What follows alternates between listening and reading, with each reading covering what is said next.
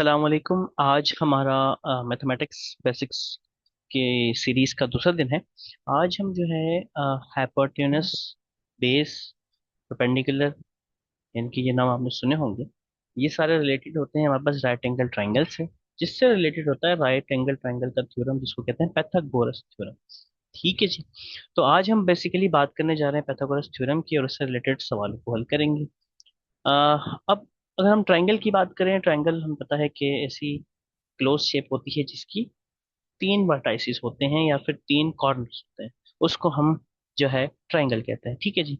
अब ट्राइंगल की हमारे पास कुछ साइड्स कहलाती हैं। जैसे कि अगर राइट एंगल ट्राइंगल है तो इसकी कुछ साइड्स के स्पेशल नेम दिए गए। फॉर एग्जांपल ये राइट एंगल ट्राइंगल है हमारे पास। राइट एंगल का मतलब होता है कि 90 डिग्री का एंगल इसके अंदर जरूर होता है। ठीक है जी। तो यहाँ पर 90 डिग्री का एंगल है और ये इसकी दो साइड्स हैं और ये इसकी अपोजिट साइड है। ठीक है जी। तो राइट एंगल ट्राइंगल के अंदर जो 90 डिग्री है जिस जगह पर, उसके अपोजिट में जो साइड होती है उसको हम कहते हैं हाइपोटेनस। ठीक है जी। क्या कहते हैं जी? हाइपोटेनस। इसके बाद जो इसके बिल्कुल डाउन वाली साइड होती है जो कि हॉरिजेंटल है, इसको हम बेस कहते हैं। इसको बेस भी कहते हैं या फिर इसको एडजेसेंट भी कहते हैं। ठीक है जी। और ये वाली जो साइड होती है इसको हम परपेंडिकुलर कहते हैं। ठीक है जी। परपेंडिकुलर। ओके। तो ये बेसिकली हमारे पास तीन साइड्स कहलाती हैं राइट एंगल ट्रायंगल की। और इससे रिलेटेड एक पाइथागोरस थ्योरम होता है। पाइथागोरस थ्योरम ये कहता है कि अगर आपके पास कोई राइट एंगल ट्रायंगल है तो उसका हाइपोटेनस का स्क्वायर हमेशा बराबर होगा base square plus perpendicular square. इसको हम पाइथागोरस थ्योरम कहते हैं। ठीक है जी। फॉर एग्जाम्पल ये एक ट्राइंगल है, इसकी एक साइड 5 सेंटीमीटर है, दूसरी 12। तो उससे पूछा गया कि हाइपोटेनस की लेंथ कितनी होगी। तो हम बता सकते हैं कि हाइपोटेनस का स्क्वायर यानी कि एच का स्क्वायर बराबर होगा बेस स्क्वायर के। बेस की वैल्यू यहाँ 5 है तो यहाँ लिख देंगे हम 5 का स्क्वायर। ऐसे ही परपेंडिकुलर का स्क्वायर यानी कि 12 का स्क्वायर। ठीक है जी। तो इसके अंदर हमारे पास जो है ये वैल्यू बन जाएगी 25 प्लस 12 × 12 144 होता है। तो ये हो जाएगा 149। ठीक है जी। 149 और 20 है तो 169 हो जाएगा। ठीक है जी। तो हाइपोटेनस का स्क्वायर बराबर आ गया 169 के। अब इसका स्क्वायर रूट ले लेंगे हम, ताकि हमारे पास एच की वैल्यू मिले। इससे पहले हमने स्क्वायर स्क्वायर रूट का कॉन्सेप्ट पढ़ा है। अगर आपने वो वीडियो देखी नहीं है तो इससे पहले वो स्क्वायर स्क्वायर रूट का कॉन्सेप्ट आप देख लें तो आपके लिए आसानी हो जाएगी। और यहाँ पर अगर हम इसको सॉल्व करेंगे तो इसका आंसर आएगा 13। तो हाइपोटेनस की साइड हमें पता चल गई कि ये 13 मीटर। ठीक है जी। ऐसे ही हमारे पास नेक्स्ट क्वेश्चन है कि भाई आर की वैल्यू मालूम कर। ठीक है जी। आपके पास यहाँ पर हाइपोटेनस आपको दिया हुआ है जो कि 90 के अपोजिट होता है, और ये आपको परपेंडिकुलर दिया हुआ है। ठीक है जी, जो इसके बिल्कुल साथ में होता है 90 डिग्री के। तो हम यहाँ पर क्या वही सेम फार्मूला यूज करेंगे कि भाई हाइपोटेनस का स्क्वायर बराबर होता है base square plus perpendicular square के। यहाँ हाइपोटेनस की वैल्यू दी हुई है 37 का स्क्वायर कर देंगे, और जो बेस की वैल्यू दी हुई है वो आपके पास है नहीं तो उसका आर का स्क्वायर लिखेंगे, और परपेंडिकुलर स्क्वायर की वैल्यू आपको मिली हुई है 35 का स्क्वायर कर देंगे। ठीक है जी।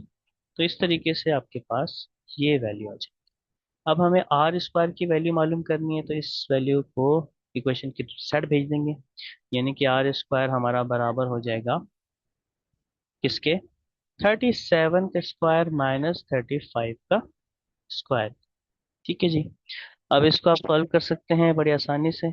यानी कि आपके पास चाहे तो इसको स्क्वायर करके माइनस कर दें तब भी आंसर आ जाएगा, या फिर आप ये वाला फॉर्मूला भी यूज कर सकते हैं। ए स्क्वायर बी स्क्वायर बराबर होता है ए माइनस बी और ए प्लस बी के। तो इस तरीके से आपके पास ये जो वैल्यू बचेगी, यानी कि 37 + 35 और 37 - 35। ठीक है जी। 37 + 35 की वैल्यू कितनी होती है आपको मालूम होगा। ठीक है जी। 30 + 30 60 72। तो 72 को मल्टीप्लाई करेंगे किसके साथ? 2 के साथ। तो हमारे पास आंसर आएगा 144। अगेन आर स्क्वायर की वैल्यू आ गई 144, तो इसका स्क्वायर रूट लेंगे तो हमारे पास आर का आंसर आ जाएगा फिर से 12। तो यानी कि जो आर है वो आपका 12 मीटर का है। ठीक है जी। इस तरीके से हम बेस की वैल्यू मालूम कर सकते हैं। नेक्स्ट क्वेश्चन की तरफ चलते हैं। अब pythagoras थ्योरम से रिलेटेड एक लास्ट क्वेश्चन है, वो कर लेते हैं। इस डायग्राम में आपको लिखा हुआ है कि 2 फुट का फ्लैग पोल है। ठीक है जी।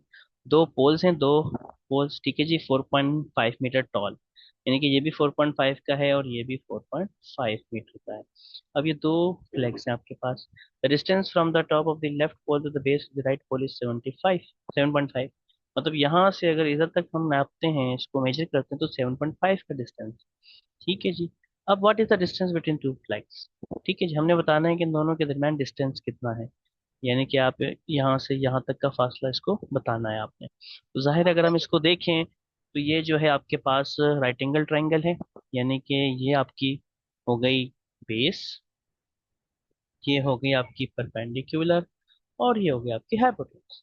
तो यानी कि हम ऐसे लिख सकते हैं कि हाइपोटेन्यूज का स्क्वायर बराबर है base square plus perpendicular square के। तो हाइपोटेन्यूज की वैल्यू कितनी है? 7.5। उसका स्क्वायर कर लेंगे, बेस की वैल्यू आप मालूम कर रहे हैं, और पी का स्क्वायर यानी कि 4.5 का स्क्वायर आप करें। ठीक है जी, इसको भी सॉल्व कर लेते हैं हम। तो बेस स्क्वायर की वैल्यू बराबर हो जाएगी 7.5 स्क्वायर माइनस 4.5 का स्क्वायर। अगेन सेम फॉर्मूला आप यूज कर सकते हैं, ए प्लस बी है माइनस बी। तो इस तरीके से हमारे पास जो है इसका सोल्यूशन वर्बली हम कर सकते हैं। ठीक है जी, -4.5, अगर इसको हम मिलाते हैं तो हमारे पास कितनी वैल्यू आएगी? 7 + 4 12 और 11, यानी कि 12 आ जाएगी ना। तो इसी तरीके से 12 होगा मल्टीप्लाई 7 में से 4.5 माइनस करेंगे तो 3 बचेगा, यानी कि ये हो जाएगा 36। तो यानी कि बी स्क्वायर बराबर हो गया 36 के, यानी कि हमारे पास रेडिकल लिया जाएगा जब दोनों साइड पर, तो बी की वैल्यू आएगी 6। तो हमें पता चल गया कि इन दोनों फ्लेक्स के दरमियान 6 मीटर का डिस्टेंस। ठीक है जी। तो इस तरीके से हम जो है पाइथागोरस थ्योरम को यूज करते हैं हमारी डेली लाइफ प्रॉब्लम्स के अंदर, और उसका कॉन्सेप्ट इस तरीके से इस्तेमाल होता है। ठीक है जी, तो आज के लिए इतना रिव्यू था। इंशाल्लाह नेक्स्ट वीडियो में हम जो है इंटीजर्स की प्रोडक्ट, एडिशन, सब्ट्रैक्शन, मल्टीप्लिकेशन सीखेंगे। इंशाल्लाह नेक्स्ट टॉपिक में मिलते हैं इंटीजर्स के साथ।